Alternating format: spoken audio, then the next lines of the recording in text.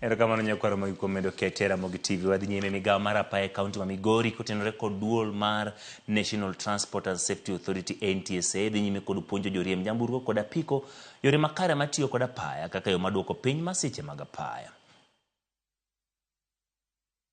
Maloyo ji gana 4 e piny Kenya higa ka higa wito ngimagi e masichego mag apaya.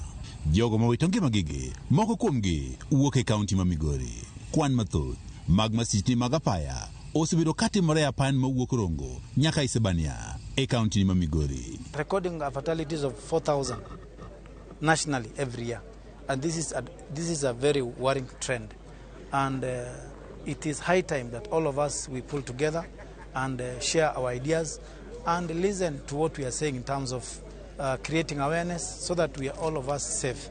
Oningo wangini safety mar driver ni kare. Safety or usalama mar ng'amoting'o bende ni kare. Joma wuotho pedestrians bende safety ni kare. E okang' mar duoko piny masechego mag apaya e kaunti ni ma Migori, migawo mar apaya e kaunti ma Migori kawo tende kod bad migawono mar piny owacho ma ochung' ne yorego mag wuoth. The National Transport and Safety Authority NTSA ochako chenro mar puonjo ji matiyo kod apeyni yore makare mar tiyo kod apeyni e kaunti ma Migori kaka yo maduoko piny masichego mag apaya. Onge gi reflectors kata boots kor mag gik ma dhi temo mondo wane ni ka un e ndara to un gi gik ma protect you, un gi gik ma kata ka ne uyudo masira moro matin to wiyi ok tore. Sana ama hii wakati ambazo zimeshapita tunapata kwamba tumepoteza watu wengi zaidi, na leo tumepata walimu wakuu ambao wamekuja kutufundisha jinsi ambavyo tunaweza kuwa na jinsi ya utaratibu vile tunaweza kuendesha. Apisa mawuok e bad migawono ma ochwerego mag wuoth, The National Transport and Safety Authority e bade ma South Nyanza Adenado wacho ni atamlo 80 mag masiche mag apaya ikelo kod oganda matiyo kod apaya. As more of these forums we do, the better for us, and we will increase the level of awareness of our road users. And we want to urge the general public and all those who are present today to ensure that we take the message of road safety home. And to begin with us, NTSA, we are saying that road safety is a shared responsibility.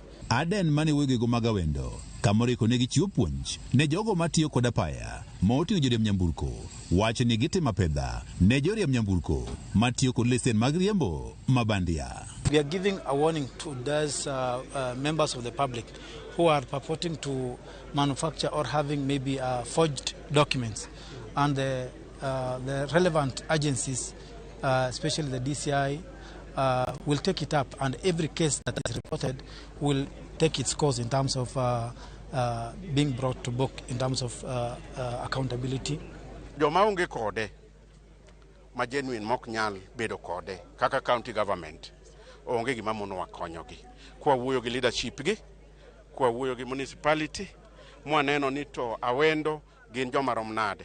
Jatend migawo no mar apaya e kaunti ma Migori John Oringo ne okon jogo matiyo kod apaya ni oriti chike mag apaya. Safety mar mitoka kata piko miriembo be en gi license, be en gi insurance, be en gi brakes, be en gi lights, gik makamago nyaka bedi.